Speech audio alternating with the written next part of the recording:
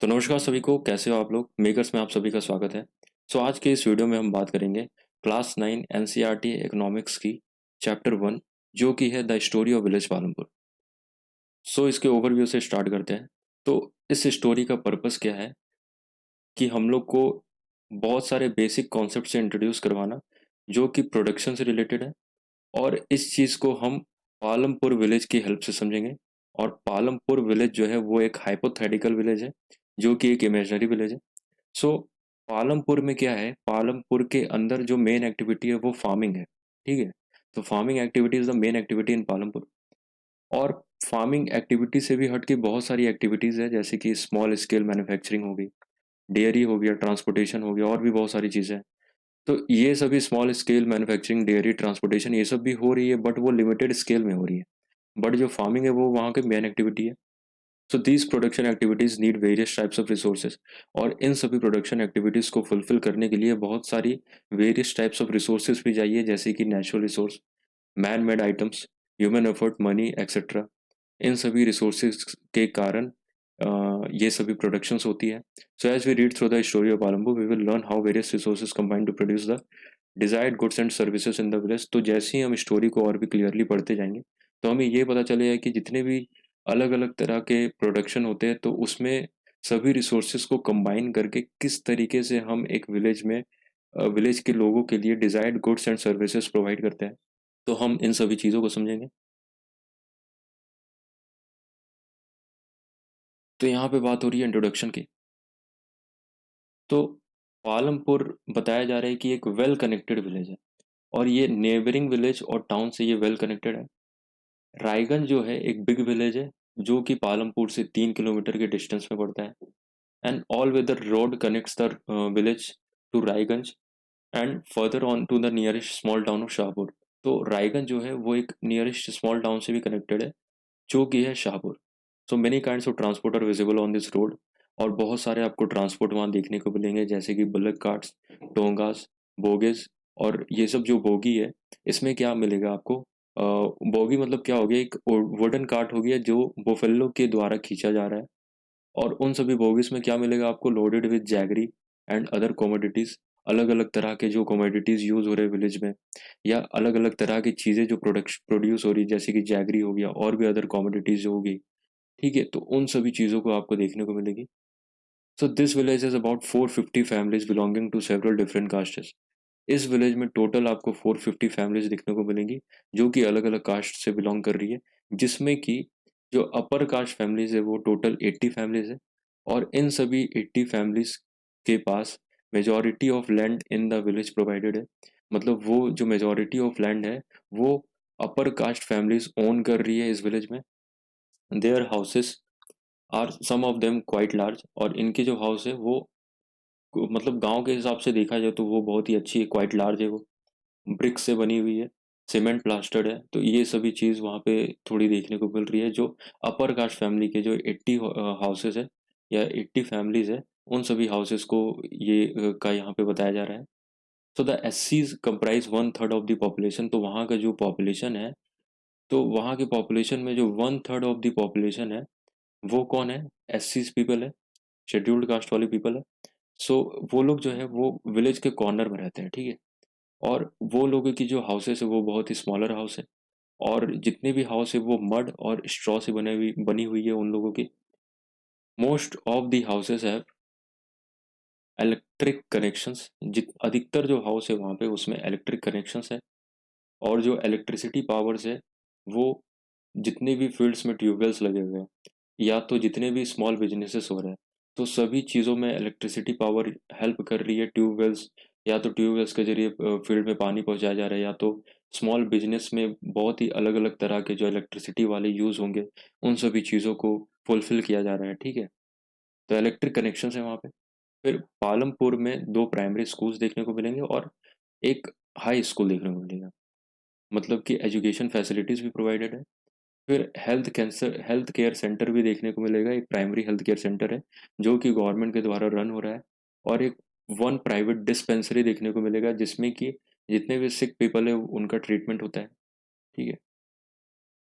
तो यहाँ पे आपको पालमपुर विलेज का एक सीनरी दिखाया गया है कि ये एक अलग अलग तरह के यहाँ पे ट्रांसपोर्टेशन आपको दिख रहा है, और उन सभी ट्रांसपोर्ट ट्रांसपोर्ट के अंदर अलग अलग तरह के कमोडिटीज़ ये लोग लोड करके जा रहे हैं। फिर यहाँ पे आपको आप डिफरेंट टाइप ऑफ हाउसेस यहाँ देखने को मिलेंगे। यहाँ तो मेनली कच्चा हाउस देखने को मिल रहा है। फिर ये आपको एक रोड देखने को मिलेगी। फिर इन सभी रोड के बगल में आपको बहुत सारे क्रॉप्स देखने को मिलेंगे। ठीक है, तो ये चीज़ आपको पालमपुर विलेज का एक सीन देखने को मिला यहाँ पे। फिर है कि द डिस्क्रिप्शन अब shows that Palampur has fairly well developed system of roads, transport, electricity, irrigation, schools and health center। तो आपको क्या पता चला कि जो पालमपुर है, पालमपुर में बहुत सारी well developed system of roads है, ट्रांसपोर्ट्स है, इलेक्ट्रिसिटी है, इरिगेशन है, स्कूल्स है, हेल्थ सेंटर है। इसका मतलब क्या कि जो पालमपुर है वो एक आइडियल विलेज है। ठीक है, पालमपुर एक आइडियल विलेज है। अब आइडियल विलेज का मतलब क्या होता है कि वैसी वैसा विलेज जहाँ पे सभी टाइप के सिस्टम्स आपको या सभी टाइप की फैसिलिटीज़ आपको प्रोवाइडेड हो। जैसे कि आपको इलेक्ट्रिसिटी प्रोवाइडेड हो, आपको एजुकेशन प्रोवाइडेड हो। अब एजुकेशन जो कर रहा है वो उनका हेल्थ ठीक है या नहीं है, उन सभी लोगों के लिए हेल्थ केयर सेंटर प्रोवाइडेड है। फिर क्या है कि ट्रांसपोर्टेशन प्रोवाइडेड है। अब ट्रांसपोर्टेशन किस रास्ते से किस तरीके से जाएगा, तो उन सभी चीज़ों के लिए वेल डेवलप्ड या वेल सिस्टम रोड्स प्रोवाइडेड है। तो इससे क्या पता चल रहा है कि जो यहाँ पालमपुर है वो एक आइडियल विलेज है, वहाँ पे इरिगेशन भी हो रही है। तो इन सभी चीज़ों को आप अपने विलेज से कंपेयर करना और बताना कि आपकी जो विलेज है वो एक आइडियल विलेज है या बहुत सारी पॉइंट्स वहाँ पे लैग कर रही है। तो इन सभी चीज़ों को आप देखना। और आगे बढ़ने से पहले अगर आपने इस वीडियो को लाइक नहीं किया तो वीडियो को लाइक कर दे। अगर आपने चैनल को सब्सक्राइब नहीं किया तो चैनल को सब्सक्राइब कर दे और शेयर करना ना भूलें, ताकि जिन सभी लोगों को इस वीडियो की ज़रूरत हो उन तक ये वीडियो पहुँच जाए। ठीक है, तो the story of Palampur, an imaginary village, will take us through the different types of production activities। तो पालमपुर की स्टोरी को समझ के हम ये पता करेंगे कि क्या क्या अलग तरह की प्रोडक्शन एक्टिविटीज़ होती है विलेज में। तो in village across India farming जो है विलेज में सबसे मेन प्रोडक्शन एक्टिविटी होता है।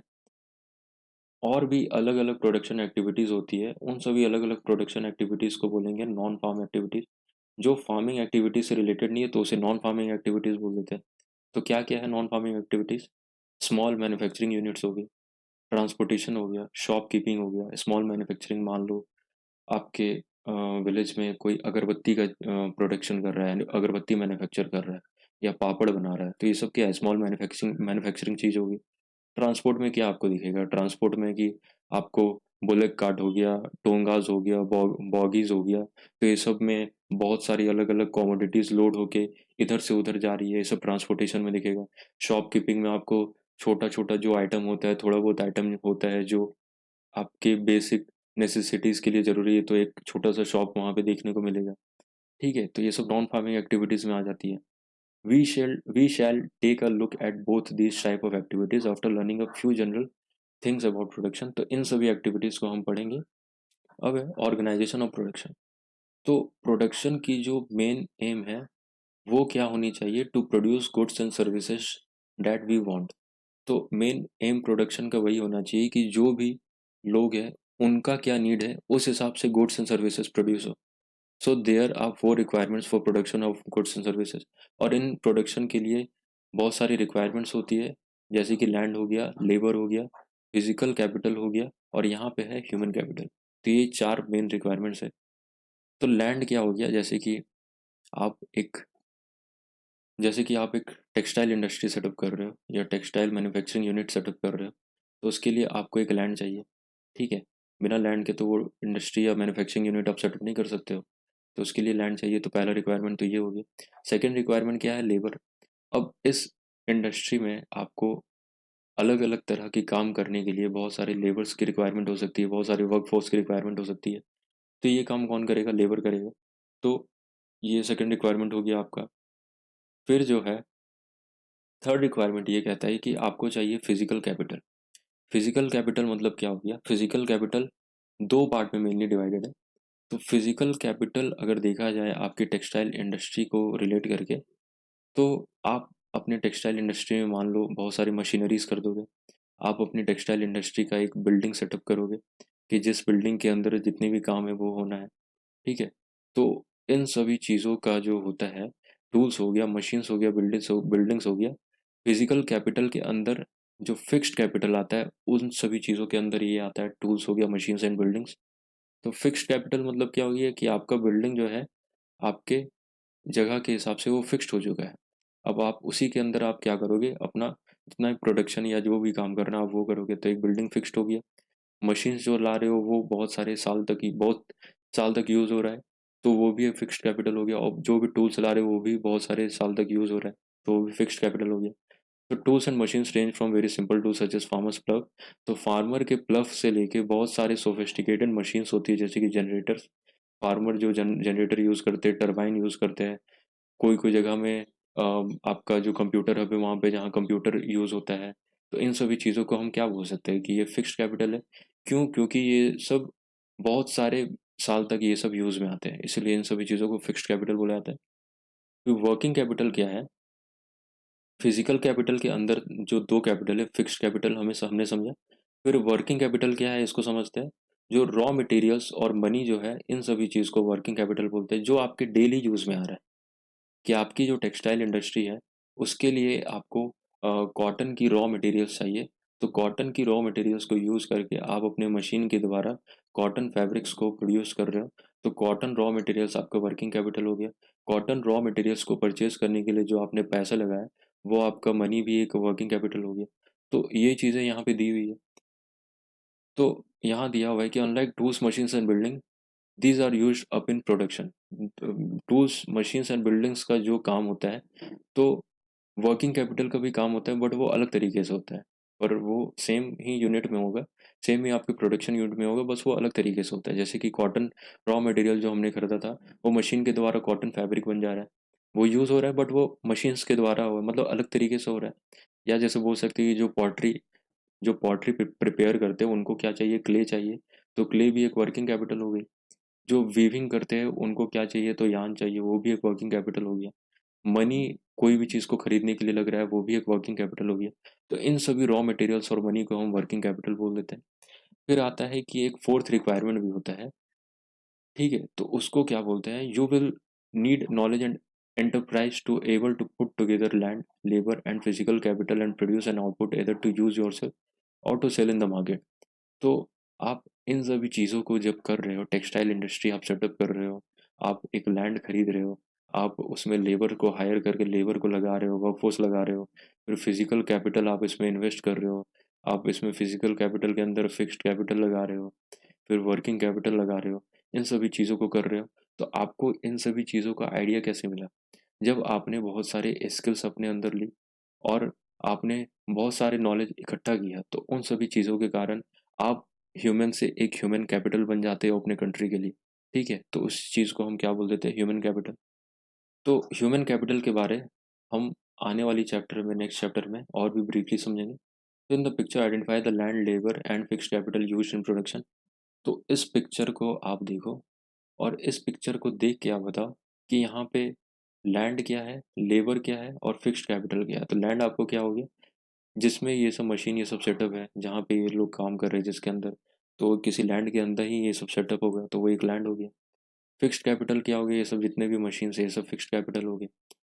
फिर क्या है, लेबर कौन हो गए, तो लेबर ये सब जो लोग काम कर रहे हैं ये सब क्या हो गए, ये सब लेबर हो गए। ये जो आपके कंपनी में जो वर्क फोर्स काम कर रहा है, इस फैक्ट्री में जो काम कर रहा है, ये लेबर हो गया, ठीक है? तो every production is organise by combining land, labour, physical capital and human capital.